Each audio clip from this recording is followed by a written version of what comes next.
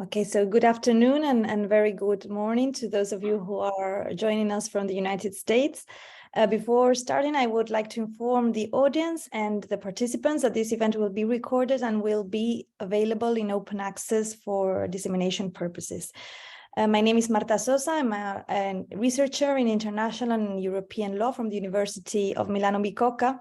And together with my colleagues, Carla Gulotta, Associate Professor of International EU Law from the same university, and Salvador Dura Bernal, Assistant Professor of Neuroscience from the State University of New York, SUNY Downstate, I am delighted to present this publication today. I would like to start by thanking Claire Stark, a UN Coordinator Officer within the Sector for Priority Africa and External Relations and co-chair of the Interagency Working Group on Artificial Intelligence of UNESCO for her great work, and UNESCO's Assistant Director General for Social and Human Sciences, Gabriela Ramos, for her support and for encouraging this debate all the way. The title of the interdisciplinary publication that we're presenting today is The Risks and Challenges of Neurotechnologies for Human Rights, and it is divided in two parts. The first part includes 5 articles with focus on the science and the technology advances, presenting a broad picture of the opportunities and the challenges that they pose. And the second part comprises 7 contributions which concentrate on the ethical and human rights risks resulting from the non-medical application of neurotechnologies. The event we are organizing today will be structured as follows. We will start with the opening remarks by Gabriela Ramos through a video that she has recorded for the event. Followingly, 2 keynotes will be delivered by Professor Laura Palazzani, full professor of philosophy of law at the LAMSA University in Rome, member of UNESCO's International Bioethics Committee and part of the European Group on Ethics in Science and New Technologies at the European Commission, and by Professor Hervé Chenevais, neuroscientist and neurologist at Sorbonne University. Professor Chenevais has been chairperson of the IBC and is one of the 3 rapporteurs of the IBC's report on neurotechnologies, ethical issues, published in December 2021. After these 2 keynotes, there will be a roundtable on the way forward for neurotechnology governance, moderated by Claire Stark, and a space for questions and answers from the audience, moderated by Salvador. The final remarks will be delivered by Carla Gulotta. Thank you for joining us in this stimulating and challenging discussion. And without further delay, I will now share with you Gabriela Ramos' message. I'm going to share my screen. Is it working? Yeah, can you see it? Okay. Today as UNESCO, Milano-Bicocca University and the State University of New York, Downstate, to launch. Sorry. It is a pleasure to join you today as UNESCO, Milano-Bicocca University and the State University of New York, Downstate, to launch a publication on the risks and challenges of neurotechnology for human rights and in general. The developments in neurotechnology have been advancing at a rapid rate. Research shows that the total amount invested in neurotech firms reached 33 billion in 2021, with a very step increase from the previous year. Brain-machine interfaces can now help people with paralysis to move and feel, and they are also helping to make many other incapacities fade away, improving the quality of life of people. But what for many still sounds like a science fiction is now a reality resulting from monumental advances in brain science and technology over the last 30 years. They also offer us hope for providing new treatments and improving preventing and therapeutic options for those suffering from the neurological and mental illness, such as brain implants that have been used to suppress tremors or treat deep depressions. And this is a breakthrough if we consider the increase in mental health conditions after COVID. But beyond the medical uses, neurotechnology is becoming increasingly available on the consumer market for well-being, entertainment, and also to enhance learning outcomes. So, with these amazing contributions, why should we be worried about the technological progress? And here, the answer is simple, and it has to be present in the action informing the social and human science sector at UNESCO for very long, linked to our mandate on the ethics on science and technology. The reflection is similar to the work we are doing on the human genome or artificial intelligence, or our analytical work that gives then rise to international standards and normative work. The ethical reflection is core, because the mind-blowing scientific progress should not hide that we really should ask ourselves whether this development can cause harm and to whom. We should adopt the precautionary approach. We should also ask us whether they benefit all humankind or only the lucky few. We should also ask ourselves whether this is contributing to build inclusive societies, that the governance is multi-stakeholder, who decides when to use these technologies, who is in charge. If neurotechnologies can read and write our brains, we now have ample evidence of their potential to decode and alter our perception, our behavior, our emotion, our cognition, our memory, and arguably the very core of our identity and what means to be human. And this, of course, has major ethical and human rights implications, as if devices could be used, of course, to invade people's mental privacy, to modify their identity or their sense of agency. And our beliefs, motivations, and desires can and actually might be manipulated in many cases. And many of these applications also open the door to higher levels of inequality in the world. Consider only the neural enhancement technologies that, of course, if it is not accessible for everybody, but only for those people that have good socioeconomic situation, then the gaps that we have in our societies and the inequalities are just going to grow immensely. So we should reflect in these issues. And when we think about these downsides and how they can materialize, we also should look into the available policy and regulatory toolkit to ensure that the whole framework is fit for purpose and that we are able to ensure an ecosystem that maximizes the positive impact and that they control the risks. And this ecosystem needs to be multilateral because the technologies are global. There will always be arguments of those that consider that regulation stifles innovation, and also that regulation might be too soon because these are incipient technologies. But the fact is that there are some others that expressing that we might be too late.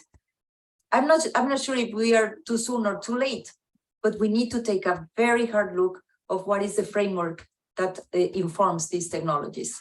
And we are convinced at UNESCO that we need a strong ethical framework based on the promotion and protection of human rights to guide the development and deployment of these technologies, which is also closely linked to the artificial intelligence, where we are working with member states to implement the recommendation on the ethics of AI. But it concerns, for example, the protection of and use of neural data, risk around biases, discrimination, and the possibility of brain hacking and control. We need to ensure a shared global understanding of what we mean by neural rights and how best to protect them through existing human rights framework and through other modalities to collectively shape the governance of neurotechnology in an ethical manner.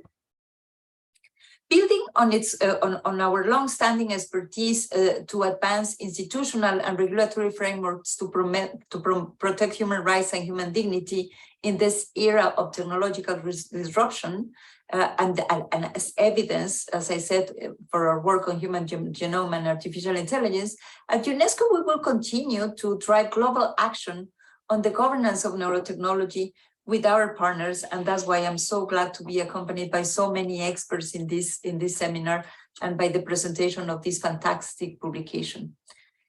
And as reflected in our own report that was produced by the International Bioethics Committee on the ethic issues of neurotechnology that is published in 2021, we need to assess how far the human rights frameworks as we have it are equipped to protect neural rights, or whether there is a need for a new set of neurospecific rights, such as the right of cognitive liberty, mental privacy, mental integrity, psychological continuity. All these things need to be debated.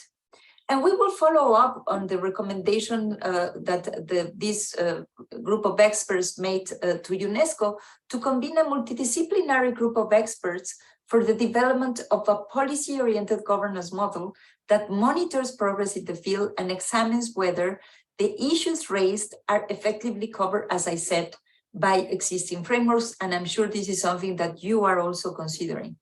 We will be learning by leading countries in this domain as Chile, Spain, France, Brazil, Italy, Germany, but by the whole of the world, because this is a global debate independently of where countries locate themselves. And that's why we are so pleased to launch this publication today. We collaborated with University of Milano-Bicocca and the State University of New York, Downstate. And I believe that this is really doing a very important contribution on the global reflection and actually to our own work on developing this governance model for neurotechnology. I want to thank the group of experts and authors of this publication that was rich on multidisciplinarity. And I think this is something that we promote. Of course, we welcome the neuroscientists, but we need the ethicists. We need the human rights experts, and we need all the scholars that came together, and you proved that this is the way to go if we want to have a very solid understanding of the issues at stake. You have all contributed to this global debate with this excellent report, and I would also like to thank our partners for this publication and for organizing this launch event. Again, Milano-Bicocca University and the State University of New York, Downstate. I'm confident that this publication will be a valuable resource to raise the awareness of the general public and ourselves to understand better of the ethical and human rights implications around the development and deployment of neurotechnology. And I also take advantage to extend an invitation to all of you to a conference on this issue based on our report that UNESCO will be organizing in 2023. I think that we are a group of people that come together because we're worried about these issues, but we also want to maximize the positive benefit of these technologies. So I hope that we will continue working together. I look forward to a productive and engaging discussion today, and I hope that you will be sharing with us your insights and expertise so that we can advance in this very important topic for humanity. Thank you very much.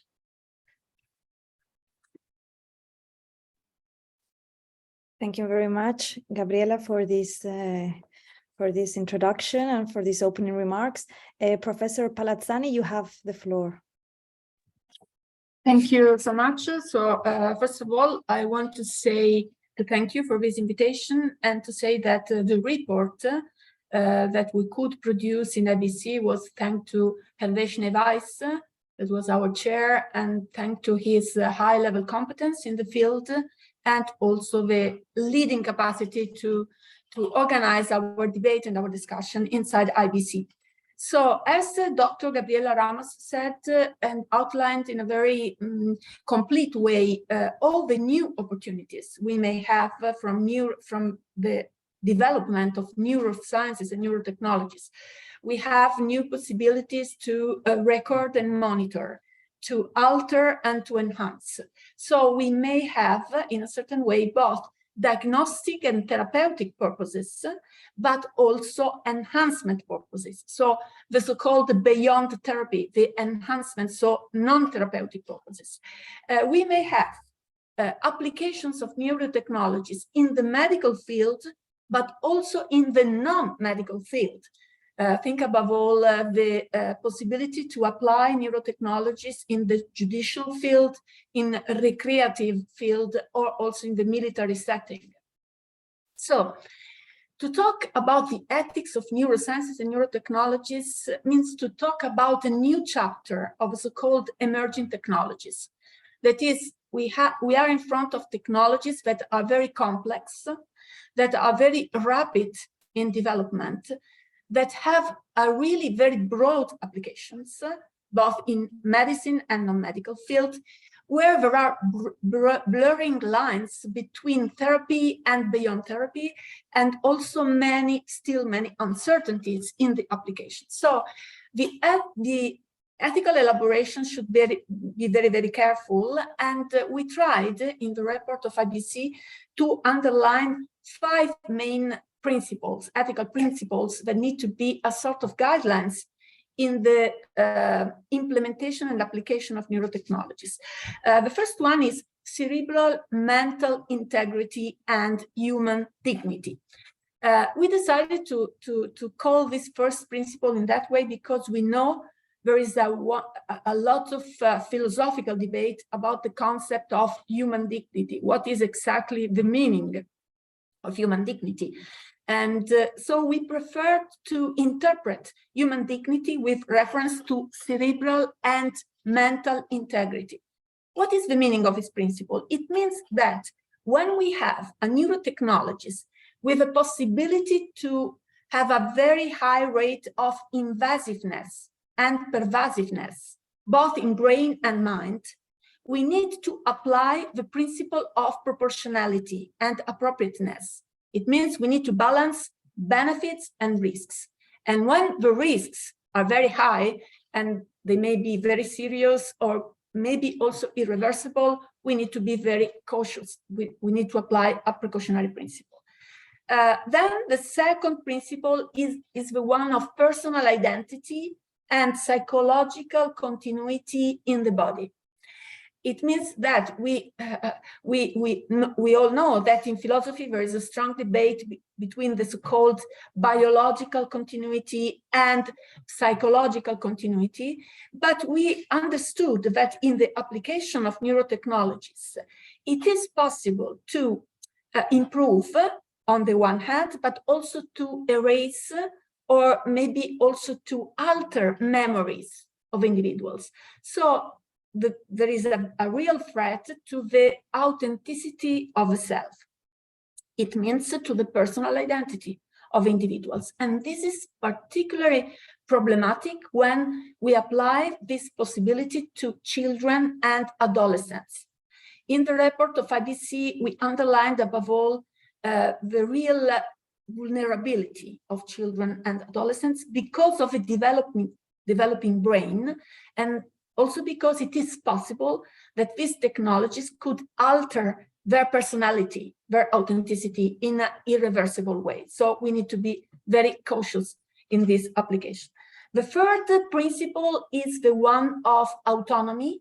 It means awareness. And we underlined the fact that informed consent, both at participating to a research in neurosciences and neurotechnologies, and also in the applications of these technologies in the medical field, we need to tailor, so to say, to personalize the consent in order to let people be exactly aware about benefits, risks, and also about uncertainties about risks. And that's very important to be underlined on the ethical point of view. Then the fourth principle is the one of cognitive liberty and mental privacy. That's very important because we have a huge debate in bioethics on genome data, genetic data, but very few debate on neurological data. And we know that through these technologies, we can gather also data without the awareness of individuals. So in that sense, they could be used decoding the thoughts and preferences of individuals. They could be used by so-called third parties that could be employees or health insurances. There's a strong debate in genetic data in this field, but not at the same level and with the same symmetry on neurological data. And we underlined this fact in our report. And then the last principle is the one of justice. Of course, in the measure in which we have technologies that could be proven as safe and effective, we would like to have a fair access to these technologies. But we all know that in low and middle low income countries, there's no infrastructure, there's no competence in the medical field in order to apply these technologies.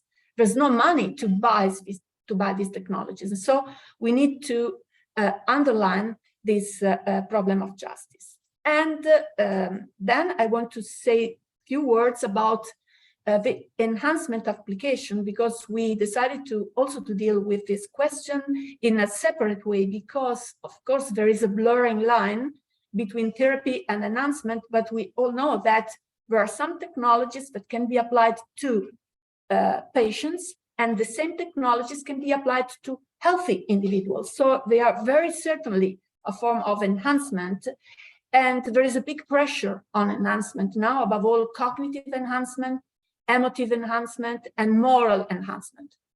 It means to augment, to increase some specific capacities, because we live in a very competitive societies and we prefer smarter individuals, stronger individuals, and so on. And we said that these applications is a big threat to dignity, because there are more risks than benefits. The benefits can be not the therapeutic possibility to be cured, but is only the fulfillment of a desire. And on the other hand, we have a lot of risks because we have no experimentation of enhancement, cognitive enhancement, or technologies applied for the purpose of enhancement. Then we said it is a threat to autonomy, because people are not really very autonomous to decide to enhance themselves, because there is a sort of hidden pressure in our society to enhance. And lastly, there's a big threat to justice, because as Dr. Gabriela Ramos said, there is a so-called enhancement divide. We have a lot of inequalities, and these inequalities could be only increased in the application of enhancement. So we need prudence and precautions. And all these ethical principles and framework, we think it's very important also for the neuro-legal reflections, and so for the governance reflection. Thank you very much. Thank you very much, Professor Palazzani, for this really insightful overview of the report that you have been working on, and for raising such complex issues such as the question of consent, the question of the dangers on the children's brain. I think it has been really, really interesting to listen to this perspective. Without further delay, I'm gonna give the floor now to Professor Schneeweiss. I hope I'm pronouncing the surname correctly, who will continue on from this point and will illustrate us some other aspects regarding this report. Thank you very much. Thank you, Marta. Thank you, Laura, for this enlightening presentation. Just a slide of links of interest to say that in addition to my job as a neurologist and head of a neuroscience research lab, I also collaborated with the OECD for the recommendation adopted in 2019, and I'm also involved in several European actions between science and society in the field of neurotechnology, including the newly created eBrains Science and Society Committee. Well, as it was already said, we have to consider the balance between the good in health, education, social relationship of neurotechnology, but also the risk, as just Laura mentioned, of increasing social inequalities, harming individuals about basic principles such as privacy, and challenging human dignity.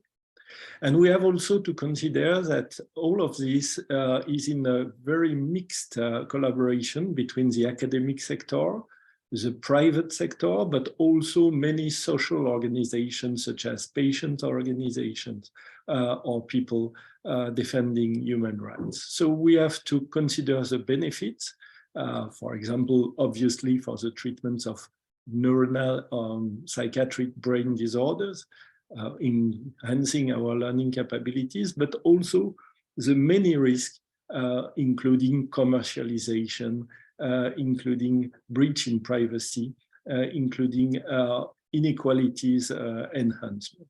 And thus, IBC considered several ways to try to challenge this balance.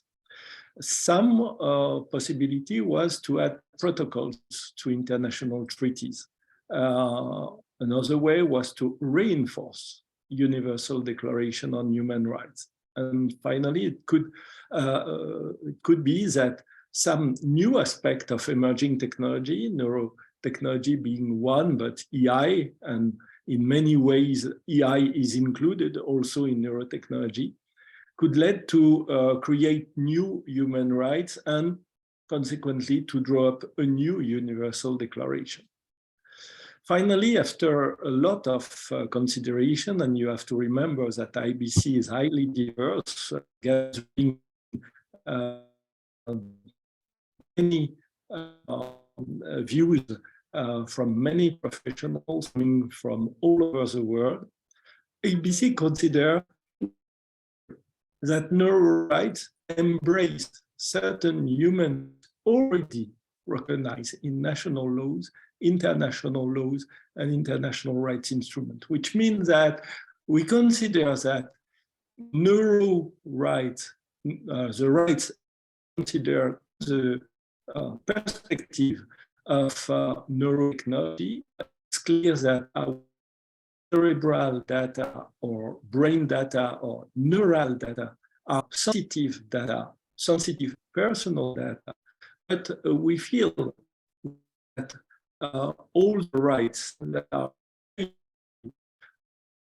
integrity, right of thought, and free will, right to enjoy the benefit of science, are already enshrined in existing human rights, but we have to get more precision about their applications in the field of neurotechnology.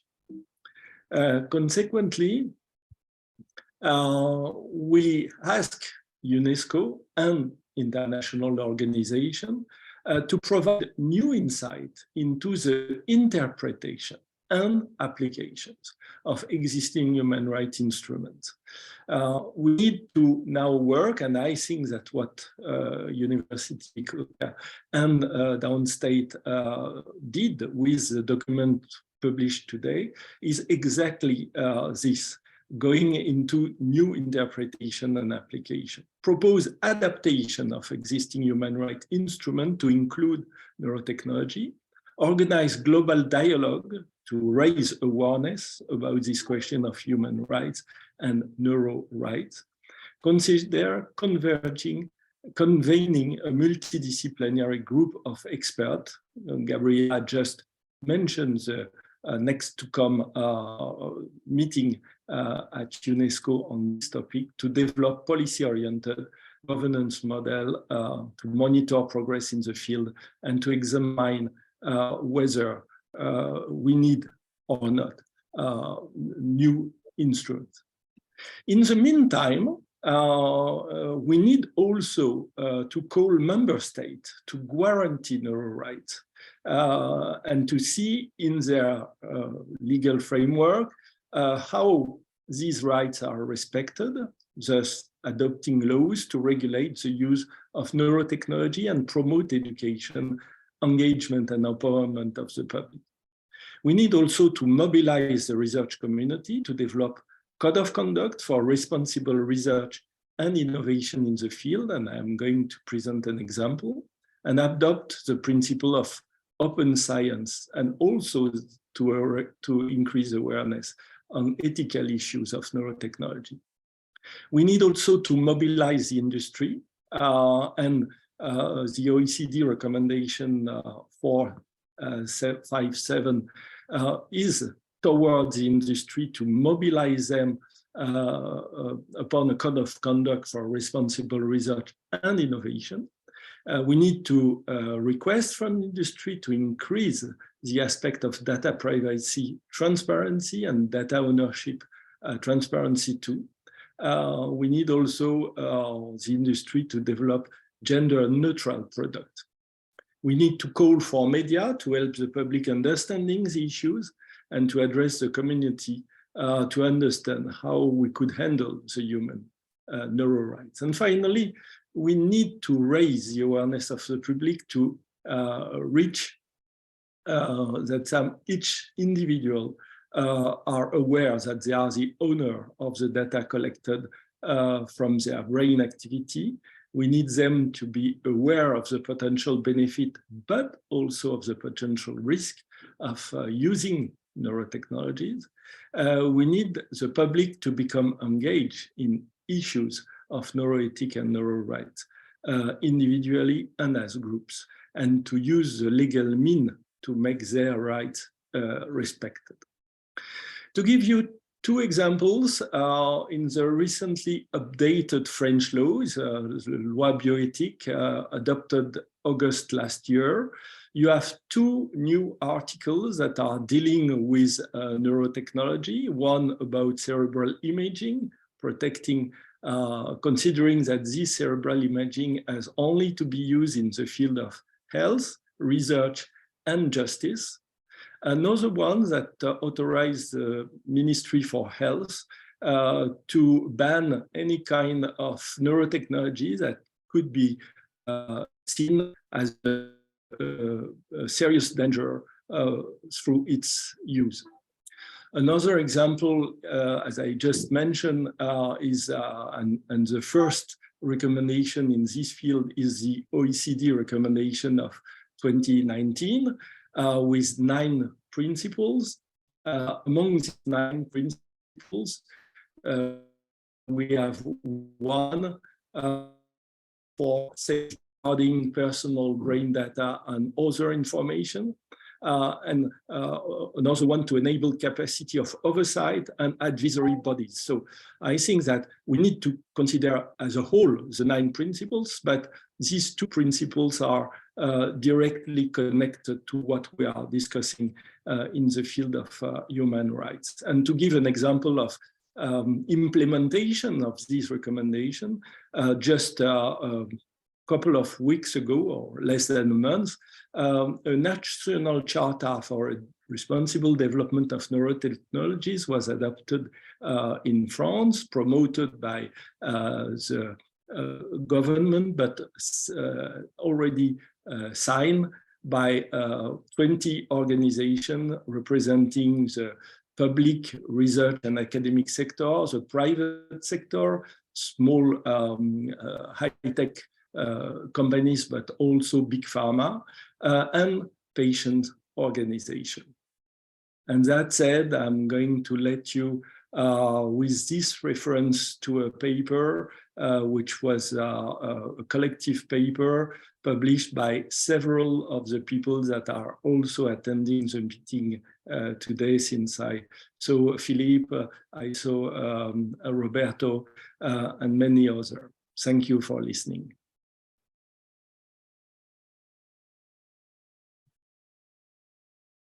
Thank you very much, Hervé, for that very insightful presentation, and very interested to hear also what is happening with the French government and this new national charter. I think these examples from different countries are very interesting for us to follow in terms of legislation related to protecting neuro rights.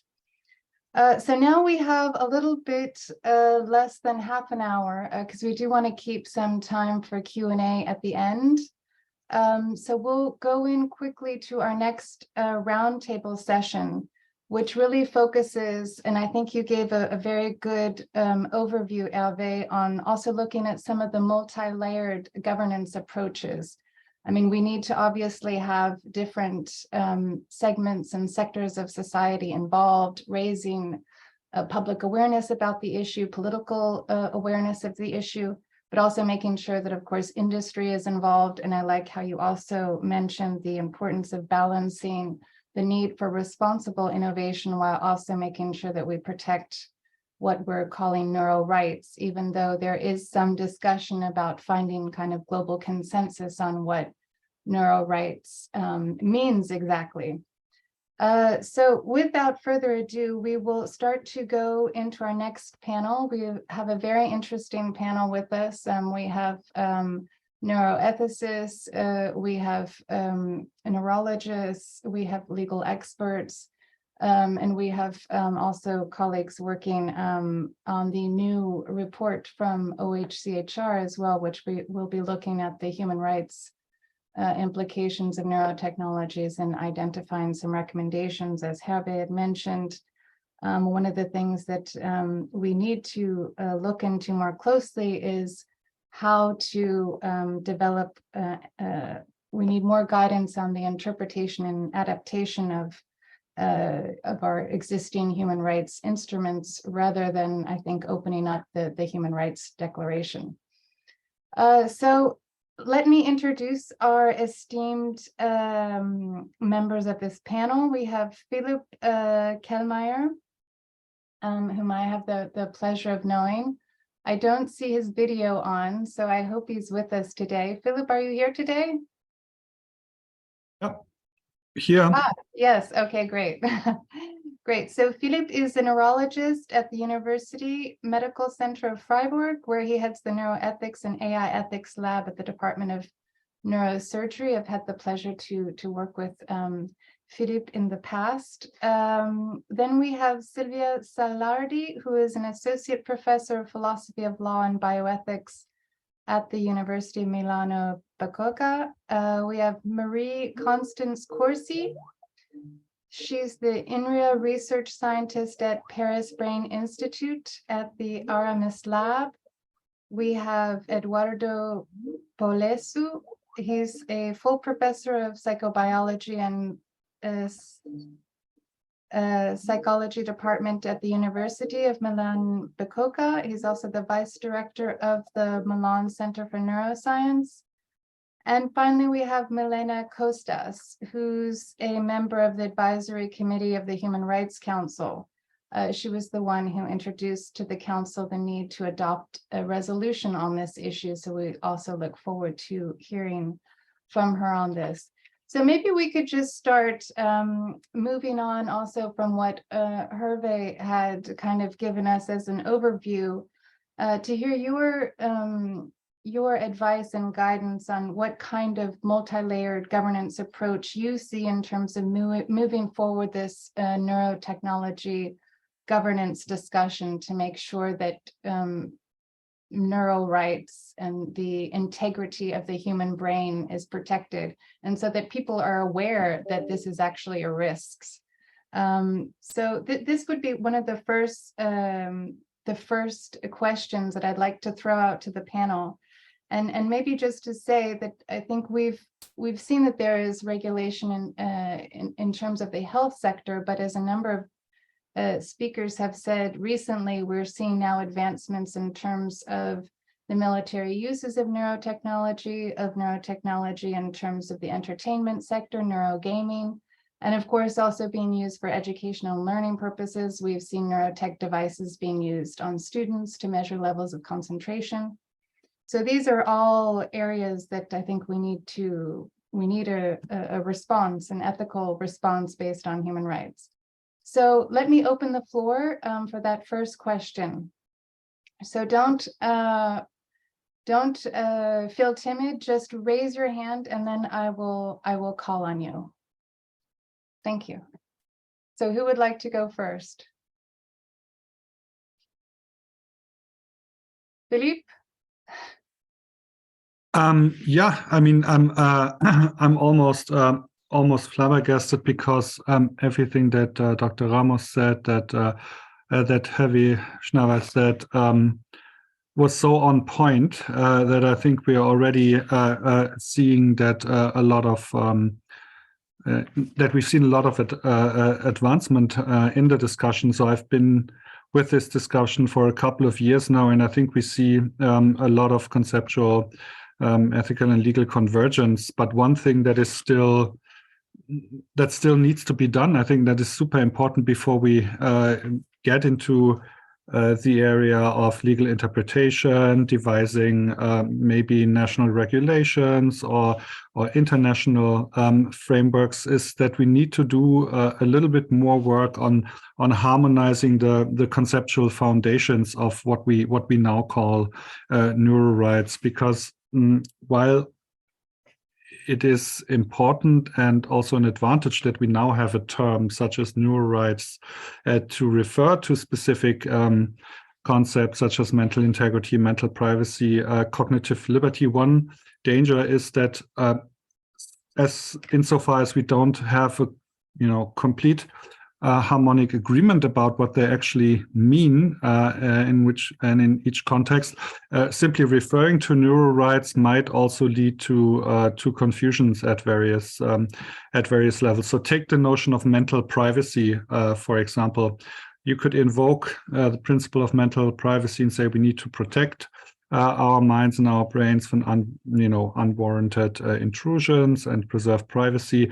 But people may have very different conceptual understandings of privacy. They could think of privacy more in terms of data privacy, for example, or more in terms of informational privacy, to say it's not the data itself that we need to strongly protect, but the kind of information that we can glean from data, for example, with advanced machine learning methods, algorithms. And so there are very different nuanced conceptual understandings of privacy in the term mental privacy.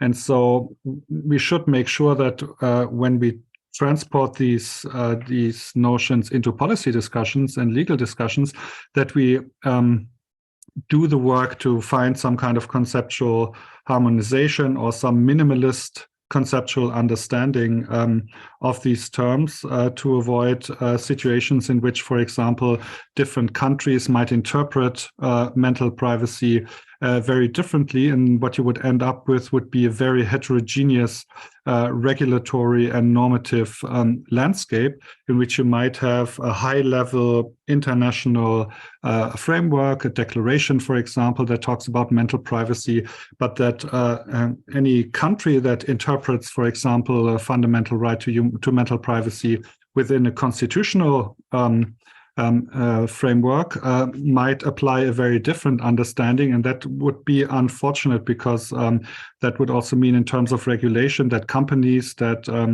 want to develop neurotechnology and want to have perhaps less legal and regulatory and normative pressure could choose the jurisdictions and could choose the innovation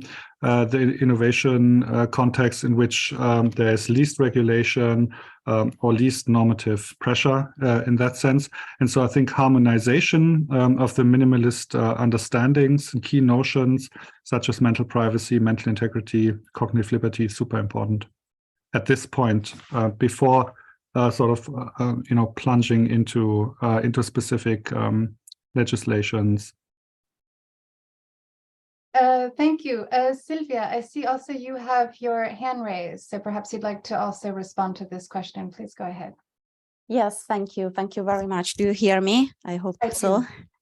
I completely agree with what was said by Professor Kellmeyer, and I think that the lack of a minimal consensus on the ethical justifiability of some of the neurotechnologies used for non-therapeutic purposes is one of the problems for which we have a gap between the fact that some neurotechnologies have already been marketed directly to consumers, and we lack a precise regulation on that, in the sense that there is this complex interplay between law and ethics that is a practical problem, not just a theoretical one.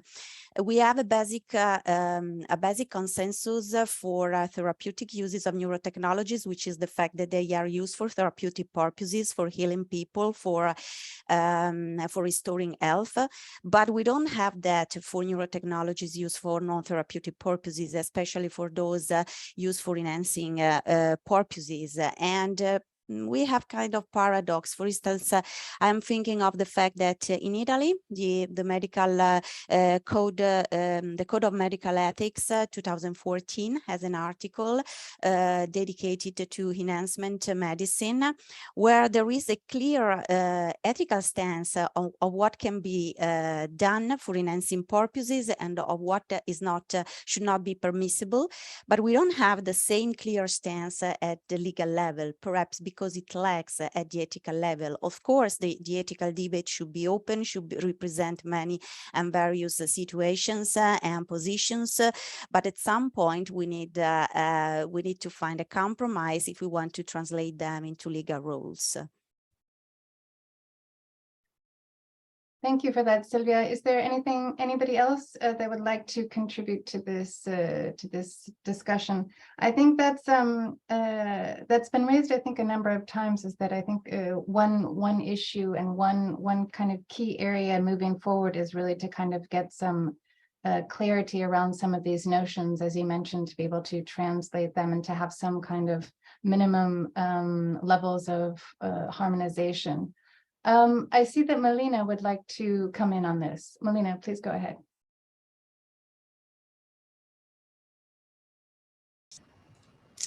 Yes, thank you very much. And indeed, since it's the first time that I intervene, allow me just to thank those organizing for this publication and for the invitation, of course. This is a very relevant discussion.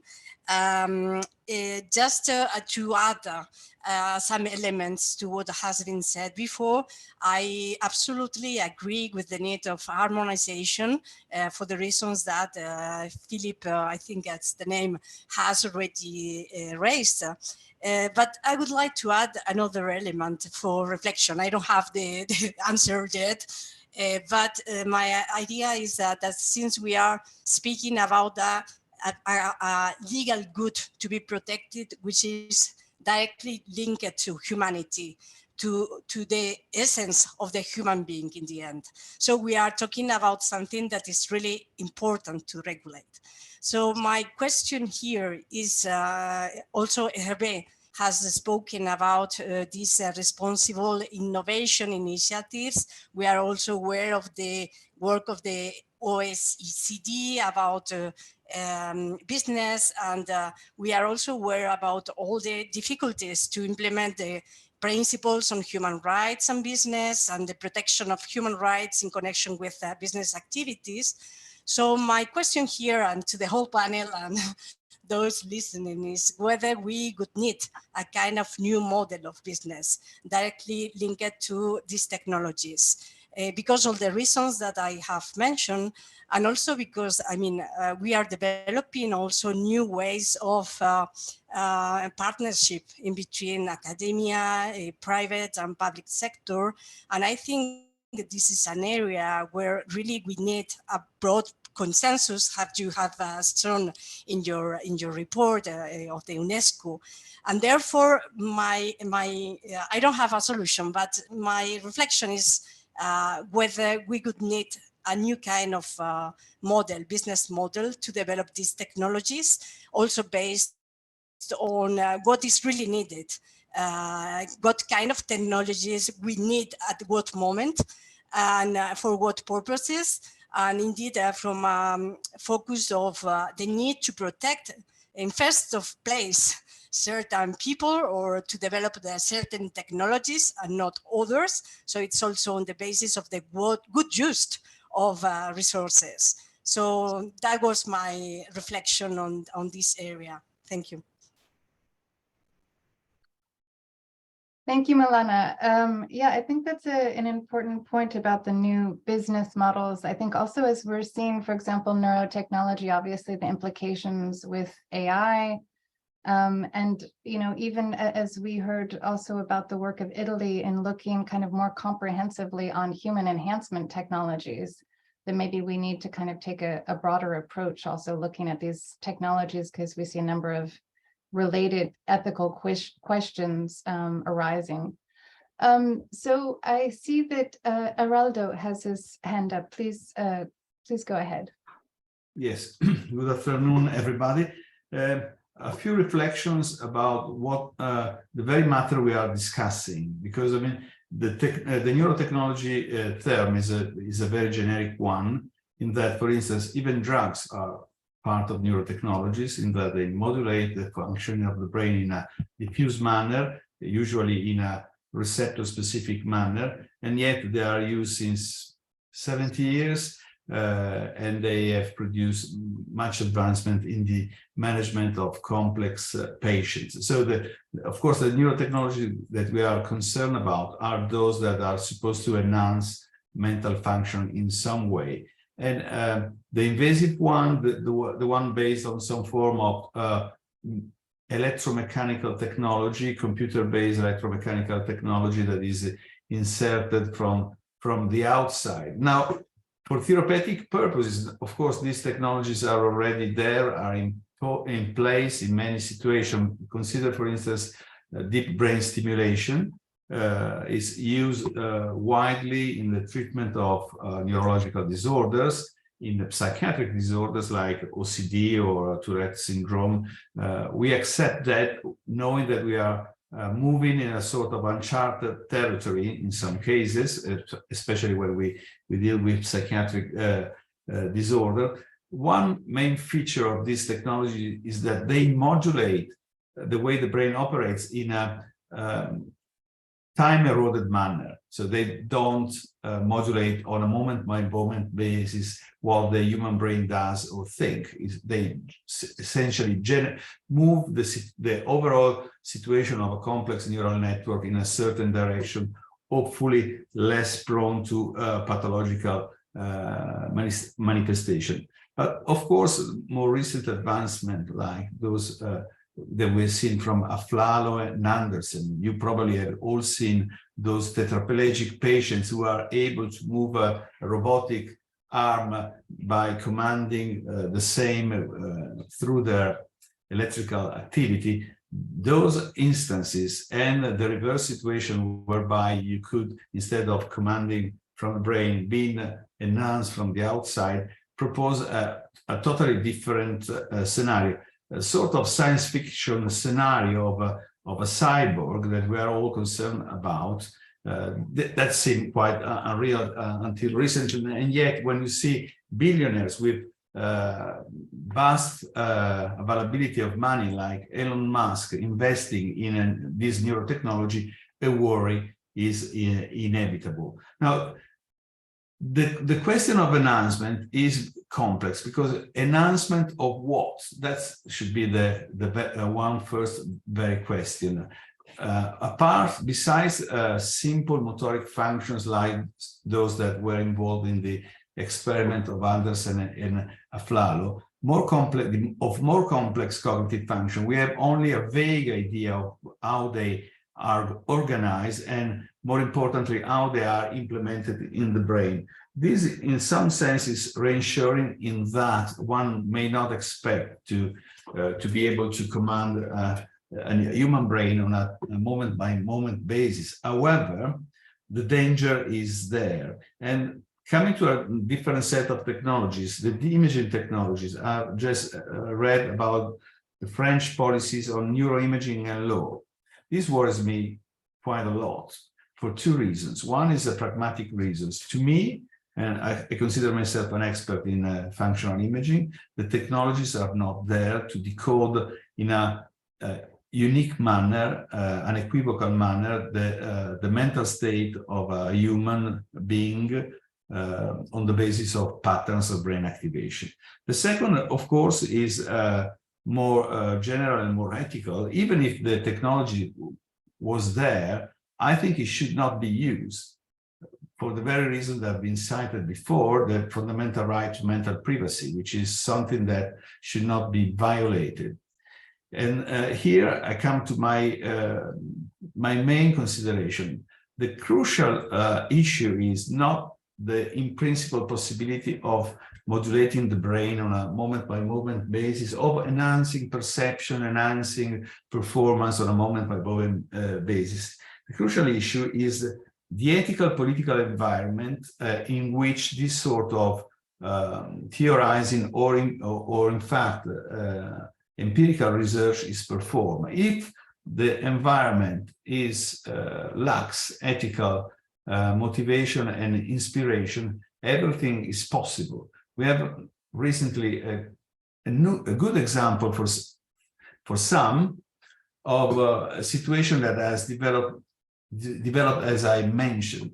A neurophysiologist working on monkeys who, threatened by animalists, decided to move to China, where no argument, no problem could be raised by the public opinion for the very reason that no great liberty is present there. Now, imagine the same scenario not in a canonical neurophysiological setting, which is to me as well, justified ethically. But imagine the same thing, the crazy billionaire that cannot find being satisfied by the rules and regulation in Europe, for instance, and decides to move in a third place of the world where the regulations are much more eroded and the ethics are more less inspired, then a problem may arise. And this is why this issue is not an issue, it's a global issue, because we may solve it in Europe, we may solve it in the north of America, but this has to be solved globally, because if it is not solved globally, it's not solved anywhere. Thank you. Thank you. No, we couldn't agree more that this is very much a global issue, and one of the reasons that that we're interested in, and UNESCO is working on taking this forward, as you heard from Gabriela Ramos. We will be having an international conference next year to bring around all of the experts, but also to raise the awareness of some of our member states on some of the issues, because I think there's also kind of a, while some countries may be quite advanced in this area, others may not be. So also to get everybody on sort of a level playing field. I see Philippe wants to come in, and I see we're running a bit behind time. So I think we'll have this roundtable perhaps till 3, and then we'll have some question and answers, because I see that there are also participants that are outside of the panel that would wish to contribute and perhaps to pose questions to the panelists. So Philippe, go ahead.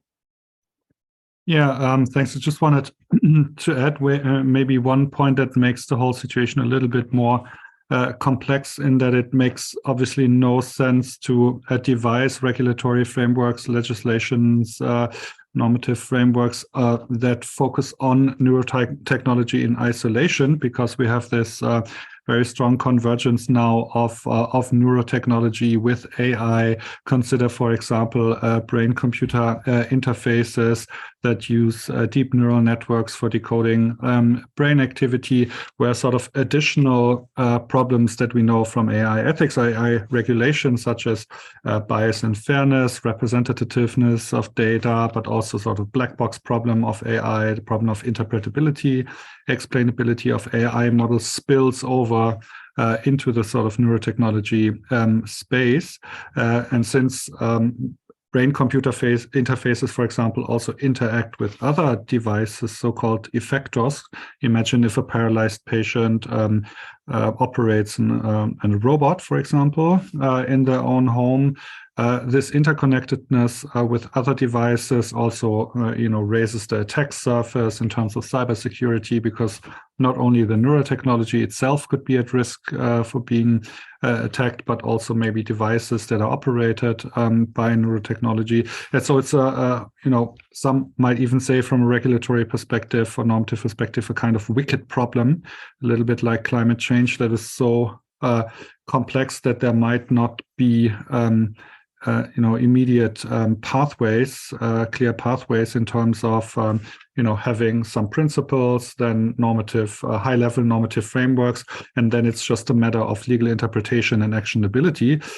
Because I think it's sort of this complexity requires a very context-sensitive approach in which, medical context would be treated very differently from a context like neurogaming. And maybe we can come to the question in the chat, also in the discussion section, about the role of military neurotechnology, because I don't know if I understand the question correctly, but I don't, for example, see immediately at the moment how neurotechnology could be a solution in the sense of helping with peacekeeping, but rather it seems to me that military neurotechnology is part of the overall problem that we also need to address at the international level, because a lot of investment in neurotechnology now comes from military research organizations. So there's something that also needs to be discussed, or consider the notions of neuro weapons, so non-lethal weapons that specifically target the brain or the nervous system, like sonic weapons and other things. So this requires also an international and delicate debate and discussion. Thanks, Philippe. Yeah, that's quite interesting, and I couldn't agree with you more about this, linking the technologies together as we're seeing the rapid advancement of converging technologies, and perhaps also maybe looking at this as human enhancement technologies, and kind of the interlinkages. I mean, we've been doing that a bit with our ethics of AI recommendation, of course, and making sure that we link it, and there is a reference already to neurotechnology there. But also, I think in kind of existing frameworks, and I've seen this with the EU on questions around GPDR and how neural data is treated. But we need to make these connections, I think, because the interrelation between these technologies. I see that Mary Constance Corsi would like to come in, and she hasn't spoken yet. So please do come in before we end this segment and go to our Q&A. Please go ahead. Thank you. I think just a short comment about the previous point regarding the brain-computer interface, because I think there is also another issue about the responsibility of researchers who are working on the brain-computer interface in the way we are communicating about our research, and especially about the what we aim, our objectives from a clinical perspective. In other words, we cannot promise, to solve all the current diseases, neurological disease, for instance, as potentially other people from private companies may do. In other words, we should say that we cannot communicate the same way as we may do in front of investors, in front of us who may have patients, family of patients, and we should be, and we are responsible about the way we are communicating, about the not generating some actually crazy expectations about our technologies. And I think it's super important to mention that, because as a researcher, I have to work with patients and with families, and it's important to explain very well our technology, how does it work, what are the current limitations of the technology, because we cannot cure diseases again. So it's important to mention that. So the way we communicate is truly important. That's why within the French BCI Society, we are currently trying to write some Q&A report to provide more information, even without technical details, but just provide as much as possible information for the patient and their families. I think it's important also, as researchers, to be responsible about the information we are currently providing to them. Thank you for this insightful comment, particularly coming from the research community and those that are actually developing the devices and working with patients to see how that's happening in practice. Very interesting. I think also one of the issues that we've seen is also as they come onto the consumer market, because we had a discussion in one of the events that I participated with Drexel about the increasing proliferation of neurotech devices as well-being devices on the market with very little regulation from the FDA, for example, in the United States, and some of the implications this can have. But perhaps now since we're a bit over time, maybe I can now give the floor to Salvador, who will then open up the discussion to some Q&A. I saw we had some from the chat. Yes.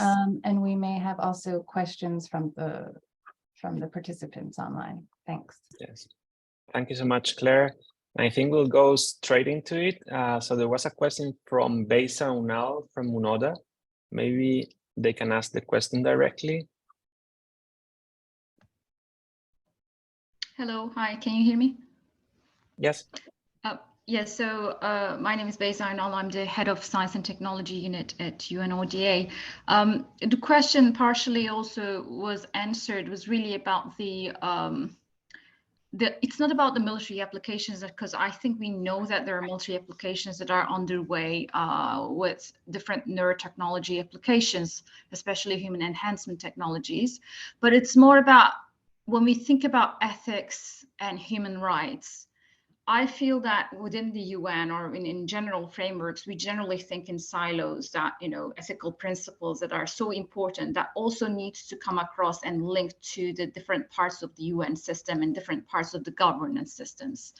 That hence the question about how can we better manage that, or how can we make sure that these type of principles or considerations get into the different areas, such as the disarmament on the first committee, or to the conflict prevention mechanisms.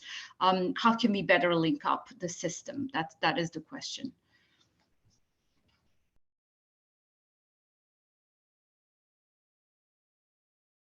Maybe I could also add a response to that. Just, from our work on artificial intelligence, UNESCO developed this recommendation on AI, and we worked on also with this interagency working group of 40 UN entities to adapt that for the UN system. And we did a couple of briefings, one at OHCHR, so that this can be applied to other areas, because I think that's quite relevant, that it should be applied within the whole UN system to different segments of the system. If we're looking at issues around peace and security, we also need to look how ethics of AI are applied, or issues around neurotechnology. So that's what we've been trying to do in this interagency working group with 40 UN members. And now the principles were adopted and are being applied to the whole UN system, and we ask that the whole UN system develop an AI strategies now. So that's what we're doing in AI, but I think we can see some similarities with neurotechnology. Thanks. Thank you, Claire. And I think Hervé. Yeah. Yes, if I may comment further on what Claire just said, it's one of the big challenge in any field to have to make the observation of this hyper-fragmentation, hyper-specialization, and our duty to try to articulate. And this need to be done at multi-level, starting with academic work. And Philippe said something very important when he spoke about harmonization. We absolutely need to explain, to go deeper in our definition, and to express exactly what we mean by right associated with neuro. Then we absolutely need to move to various fields and develop soft laws. And each of us, it's our duty to translate in our specialized field, and to translate in our specialized activity at the multi-level. In our world, there will never be a magic bullet, and maybe something like the Universal Declaration need to remain as simple as possible to be useful for any field. And we need to take the question by the two hands, the complexity that needs specific development and application for each field, and goodwill to be able to articulate each of our organization, each of our specialties, each of our view with the general landscape. But clearly to be able to re-articulate, so to harmonize in a way that it's translatable it's usable from one field to another field, not to say that everything has to be the same, but based on the same principles to be able to implement and to translate in each specific field, and to do that in sufficient connection with the other field to make a real word coming as ones and not stay with the hyper puzzle that we see today. Thank you. And Philippe? Yeah, thanks. So basically, if I interpret your comment correctly, this refers a little bit to the question of how we can undergird laws a little bit, or infuse them also with weighty moral framework, with ethical considerations. How can we connect the sort of ethical discussion better to the sort of maybe human rights discussion? And I certainly would agree that it's very important to have perspectives from both sides work together, for example, on issues like neurotechnology. But then legal experts might say that there's also, in a sense, danger in this sort of ethicalization of law. As I'm not a legal expert, but my understanding is that if you refer to specific values in legal frameworks, the danger is, of course, always that these values can change over time. And so it might be that specific rules, for example, at the level of human rights, that actually protect sort of anthropologically and morally important things, such as sort of devised in the capabilities approach, for example, anthropological goods that we actually care about and that are important. If they are protected by the rules, it might be better than having rules that refer to specific moral values, because those moral values can change over time, which would mean that we would have to adapt the high-level legal framework all the time. So I think there needs to be a two-way discussion between ethics and law, but I'm not sure whether sort of ethicalization of law would be the right way to go. Thank you. And Sylvia, please. I think that there could be a principle that is that has a transverse applicability, which is the precautionary principle that was already mentioned in the all-embracing human enhancement study by the Panel for the Future of Science and Technology in the early 2009. The precautionary approach was then later mentioned again in the document from the Council of Europe exactly on the brain-computer interfaces in 2020, and is mentioned in many other documents, or also UNESCO documents. But it can be a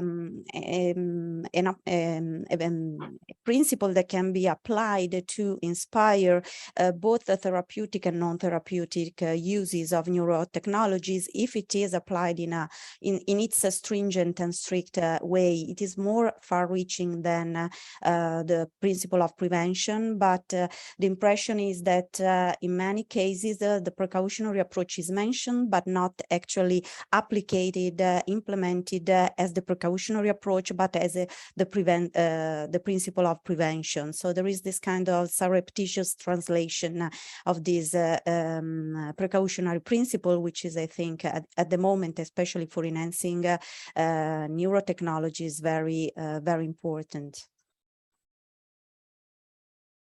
Thank you. And one brief comment so we can move on also to other questions, Geraldo? Yes, I would like to add a pragmatic consideration besides a very higher order theoretical considerations. As long as these technologies stay within the medical environment, the risks are minimized by the fact that the medical environment is already equipped with procedures like evaluation by ethical committees, the responsibility of each individual medical doctor that operates. I'm referring to the invasive procedures, of course. I'm not considering the toy-like brain-computer interface, non-invasive brain-computer interface that are not very efficient for the time being. But the fact that any invasive procedure, if passes through the medical routine, goes through ethical considerations, ethical approval, informed consent, the legal responsibility of each medical doctor or even nurse involved in the procedure, all of this probably is a sufficient shield for the time being to prevent misuses, at least in the short term. Of course, high vigilance is needed in order not to overrule this architecture that, as I said, is a protective one. I make a simple example. Why, for instance,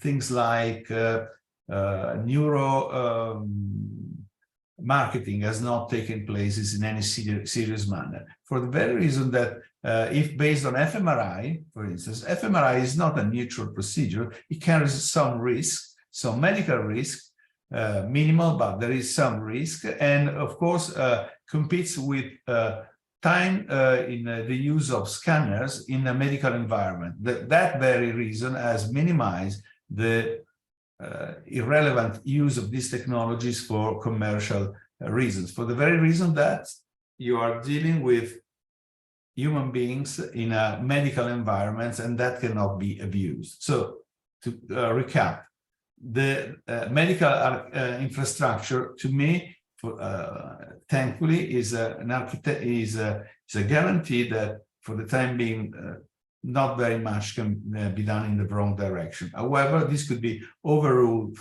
from above, as I said before, in a completely different environment, society with different rules, then anything could happen. Thank you so much. And we're going to move on to another question by George Littard, who had his hand raised before. Do you want to go ahead? Yes, thank you very much. So I just wanted to follow up on the things Philip said, which I totally endorse, about harmonizing our understandings, the legal and ethical understandings of the basic concepts like mental privacy, etc. And in that view, I wondered, so Professor Palazzani, she introduced 5 central principles, ethical principles that should also direct the legal or governance debate. And in that regard, I've got 2 specific questions for the Committee on Bioethics or for UNESCO or the UN. So I wonder, how do you exactly see the relationship or distinction between cognitive liberty and mental privacy, which are now taken together as one of the central principles? So that's question 1. And question 2, how do you think that autonomy as a standalone principle adds anything to the other principles like cognitive liberty, which is sometimes referred to as mental self-determination, which is something like your autonomy over your mind. So how do you exactly see the role of autonomy as a general consideration next to the more, maybe you can say, specified understandings of autonomy, for instance, in the sense of cognitive liberty?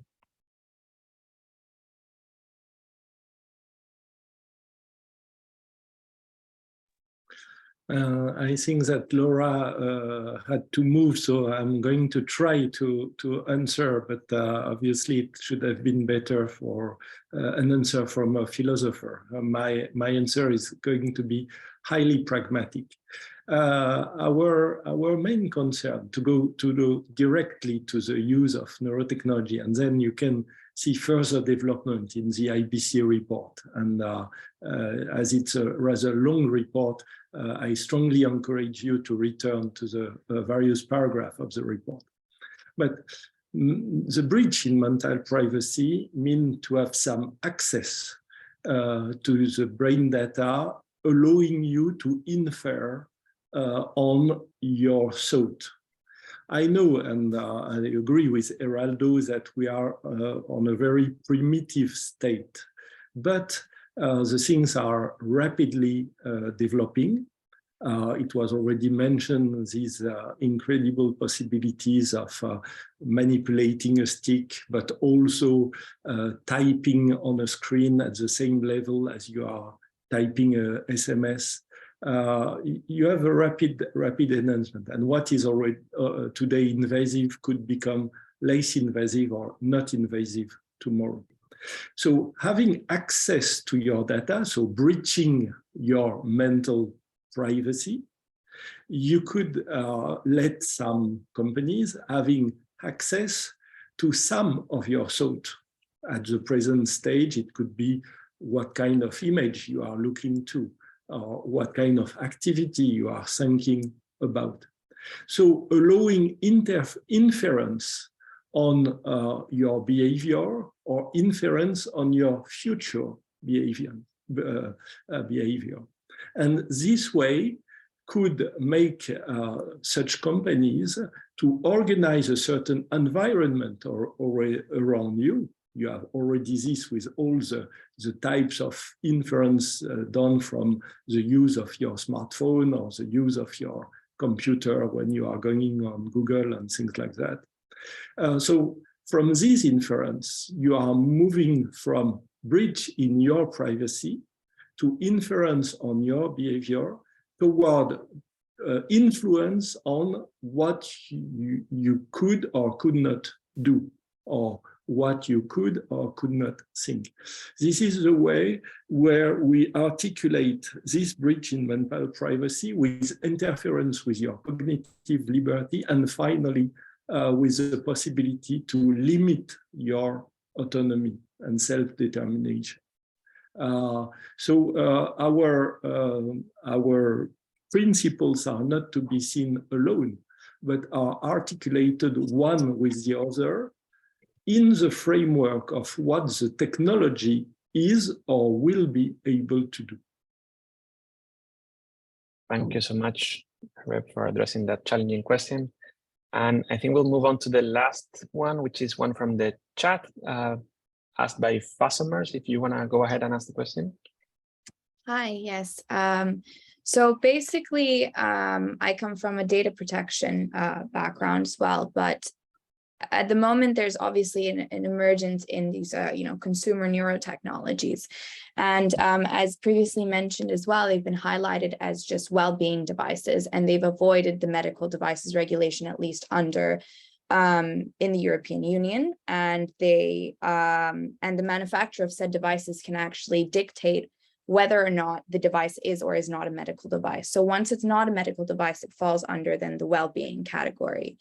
And when data is processed from then neural data or whatever kind of other wearable related data, even though it's information about your body and about you, you're able to, the informed consent criteria is basically truly given, freely given, specific and informed in accordance to the GDPR. Now, I believe that there is indeed a need to reform this because of the dynamic nature of our data ecosystem and how things constantly get, moved and evolved. So I would like to ask a question just in general to the panel is how do you, coming also from medical backgrounds and medical ethics, is how do you envision then reforming informed consent in the data protection field in light of the emergence of consumer neurotechnologies and the potential for commodification of our bodily data and bodily information?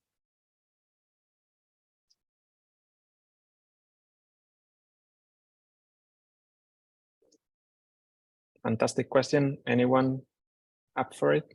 Let's say that this is a question that absolutely need deeper research, because just to give you one dimension, GDPR does not say anything about the timing of anonymization of the data or pseudonymization, and we perfectly know that collecting brain data, it's in the milliseconds or the seconds of collection that the usefulness of the data could be real. So GDPR and Article 9, even qualifying personal sensitive data, does not say anything about timing. And this is a dimension that we will have to dig for neurotechnology, for artificial intelligence, for big data collections, and that might be implemented now in the new European directive. So we have many aspects of protection, and many of us, and I think Philippe already started to say something about that earlier, we think that we have to move from the data itself to the use of the data. And the question is not the data, one data by another data. The question is the way you are collecting, using, keeping or not, storage, reusing the data. And so this is the whole life of the data that we have to look for and to understand in the context of the technology. Unfortunately, I think we have to move on due to time restrictions. If you have further questions, please address them directly to the speakers or to us. I'm sure everyone would be happy to answer you. And we're going to move on to the final remarks by Carla Gulota. Thank you so much, everyone. Thank you, Salvador. First, I really want to thank all the speakers and the experts that have participated in today's event for their insightful and really extremely interesting comments and presentations. And my duty to wrap up such a debate is not easy, so let me just draw a few points.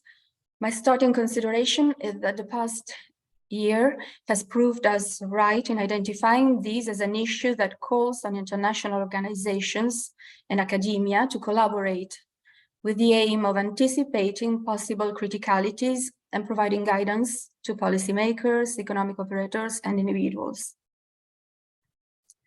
Almost contemporaneously with our November workshop last year, UNESCO released the report of its International Bioethics Committee on the ethical issue of neurotechnologies. The Council of Europe published the report of its Committee on Bioethics. The UN Human Rights Council has more recently mandated a study on neurotechnologies and human rights to its advisory committee. So over the last 12 months, even a number of countries has directly or indirectly started to regulate neurotechnologies. And international bodies are in the process of elaborating new standards. From this course of events, and from what has been said today, I think that we can affirm that governing the neurotechnological innovation of our society is a burden to be shared at all political layers, with the concurrence of public entities like national, regional, international legislators and organizations, but also with the participation of responsible private companies and operators that will have to fill the gap of an ongoing process of normative regulation, thanks to codes of conduct and also voluntary commitments. This may come also from the field of the research. The last 12 months have seen our research group moving further steps in the direction of both deepening the study of the challenges linked to neurotechnology innovation in specific fields, starting with consumers' rights, and broadening its scope through new collaborations in a spirit of openness and interdisciplinarity on the European as well as on the other side of the Atlantic.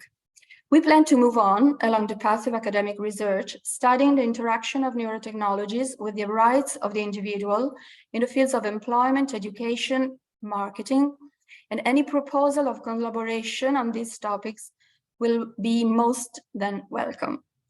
Besides, we also share the conviction that raising the awareness of civil society on both the achievements in the medical field and the risks of neurotechnological innovation is of enormous importance. And so we are glad to announce that the publication co-edited with UNESCO is open access.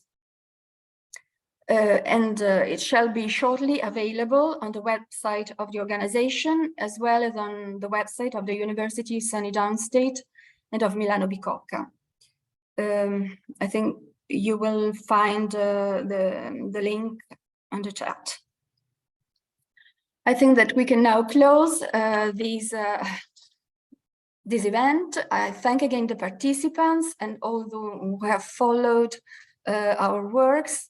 We will be happy to answer to your mail if you're interested in keeping contacts. And given the period of the year, let me heartily wish you all a merry festive season. Goodbye to all of you. Thanks a lot. Thank you.